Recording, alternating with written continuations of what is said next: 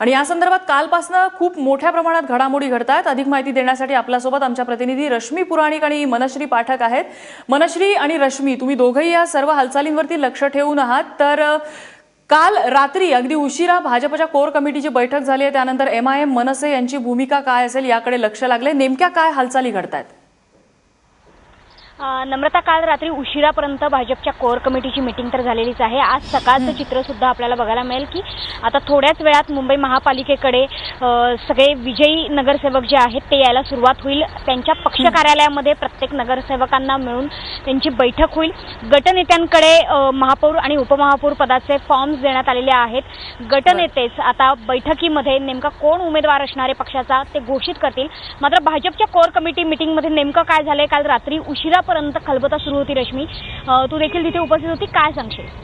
मनश्री, आपण बघतोय की भाजपाकडनं थोडे मिक्स सिग्नल्स येत आहेत। काल जेव्हा मनसेने आधी सांगितलं होतं की मराठी उमेदवार असेल तर आम्हाला गृहीत धरू नका आणि आम्ही कोणालाही पाठिंबा देऊ शकतो, त्यानंतर भाजपाच्या गटामध्ये कुठेतरी एक सकारात्मक संकेत म्हणून ह्याला बघितलं गेलं की भाजपा देखील एक मराठीच उमेदवार आणि चेहरा देणार आहे, त्यामुळे मनसे कुठेतरी पाठिंबा देऊ शकेल।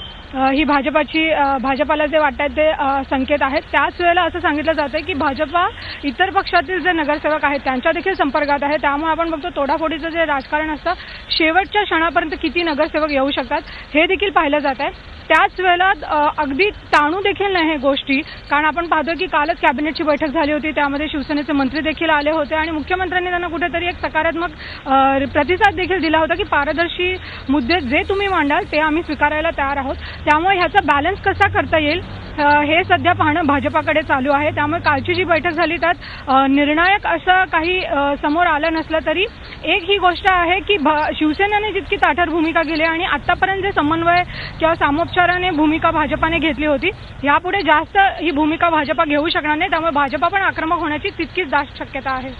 नक्कीच, त्यामुळे आक्रमकता आणि सामोपचार अशा दोन्ही बाबी आपल्याला इथे दिसत असल्या तरी सुद्धा एक लक्षात घेण्याजोगी गोष्ट आहे ती म्हणजे आज सकाळी 11 वाजेपासून संध्याकाळी 6 वाजेपर्यंत महापौर उपमहापौर पदाचा फॉर्म भरला जाऊ शकतो। मात्र त्याचवेळी ज्या दिवशी निवडणूक आहे 8 तारखेला, तेव्हा 15 मिनिटाच्या कालावधीत हे फॉर्म्स परत सुद्धा घेतले जाऊ शकतात। ज्याप्रमाणे आपण बघतोय की मनसे जे राजकारण करत आहे, मनसे देखील आपला उमेदवार उतरवण्याची तयारी करतो आहे, तशी शक्यता आहे।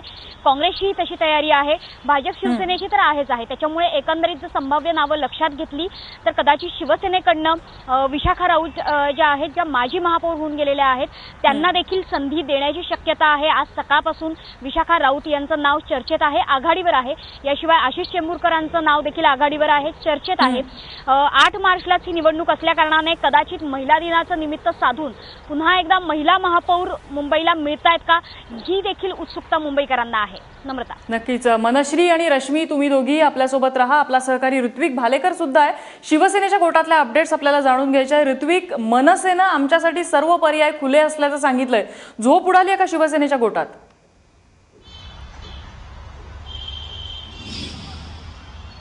नम्रता, जर आपण लक्षात घेतलं 2 दिवसापूर्वी नितीन गडकरी यांनी वक्तव्य केलं होतं की महापौर पदासाठी मुंबईच्या आमच्यासाठी सर्व पर्याय खुले आहेत आणि त्यानंतर काल नितीन सरदेसाई मनसेचे जे नेते आहेत यांनी सुद्धा तेच वक्तव्य केलेलं आहे। कुठेतरी मनसे आणि भाजप यांच्यामध्ये सेटिंग झाले की काय अशी चर्चा आता शिवसेनेच्या गोटात आहे आणि निश्चितच शिवसेनामध्ये या बाबतीत चिंतेचं वातावरण आहे, कारण आकड्यांची जुळवाजुळव जर केलीत तर मनसेने जर झुकतं माप भाजपला दिलं तर निश्चितच भाजप वरचढ ठरेल आणि शिवसेनेसाठी ही अडचणीची गोष्ट राहणार आहे।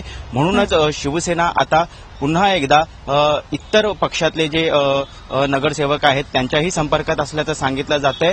मात्र शिवसेना कुठेही भाजपच्या सोबत युती करण्याबाबत अजूनही सकारात्मक दिसत नाहीये, कारण शिवसेनेने जे संकेत दिलेले आहेत त्यानुसार भाजपच्या विरोधी महापौर पदाचा उमेदवार द्यायचा, जो की सभागृहाचा अनुभव असलेला आणि भाजपचा अश्वमेध रोखणारा असा उमेदवार आपल्याला देणं गरजेचं आहे, अशी काल रात्रीपर्यंत शिवसेनेच्या गोट्यात चर्चा होती। त्यामुळेच जसं मनश्री म्हणाली, विशाखा राऊत या खूप अनुभवी आहेत, त्यानंतर आशिष चेंबूरकर, मंगेश सातमकर अशी 3 नावं आज सकाळपासून खूप जास्त चर्चेत आहेत आणि या तिघांपैकी शेवटच्या क्षणापर्यंत कोणाला फोन जातो मातोश्रीतनं आणि कोण महापालिकेच्या चिटणीस यांच्या कार्यालयात जाऊन महापौर पदासाठी उमेदवारी अर्ज भरतो हे पाहणं महत्त्वाचं ठरणार आहे।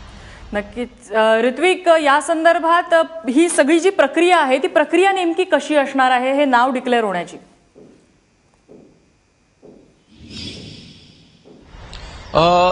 शिवसेनेमध्ये महापौर पदासाठी जो उमेदवारी अर्ज भरला जातो याबाबत कमालीची गुप्तता पाळली जाते. मागच्या ज्या निवडणुका आपण पाहिल्या त्यामध्ये सुद्धा नेहमी 3 ते 4 नावं चर्चेत असतात. त्यापैकी जे अनपेक्षित असतं असंच नाव शेवटच्या क्षणी पुढे येताना आपण पाहिलं. स्नेहल आंबेकर यांचं नाव एकदम पिछाडीवर होतं, मात्र त्यांनी आघाडी घेतली आणि त्यांना महापौर पद देण्यात आलं.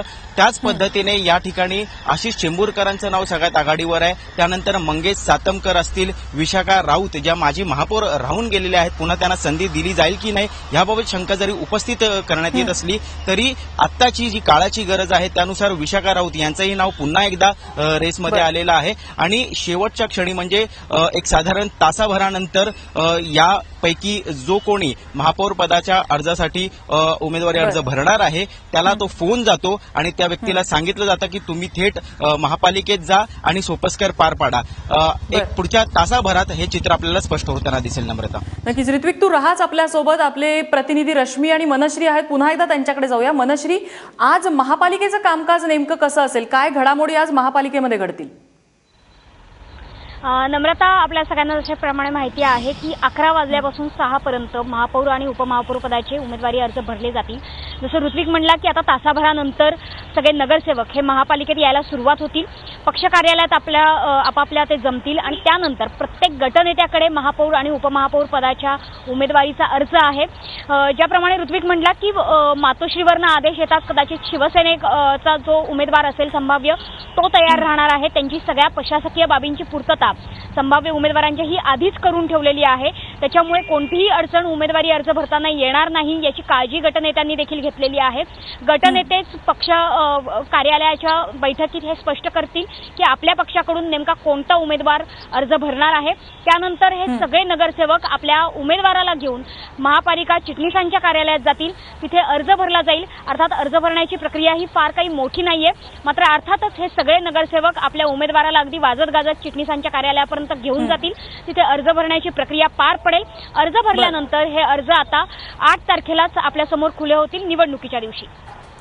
मनश्री, रश्मी आणि ऋत्विक, तुम्ही या घडामोडींकडे लक्ष ठेवून राहाच. तुर्तास धन्यवाद या माहितीबद्दल.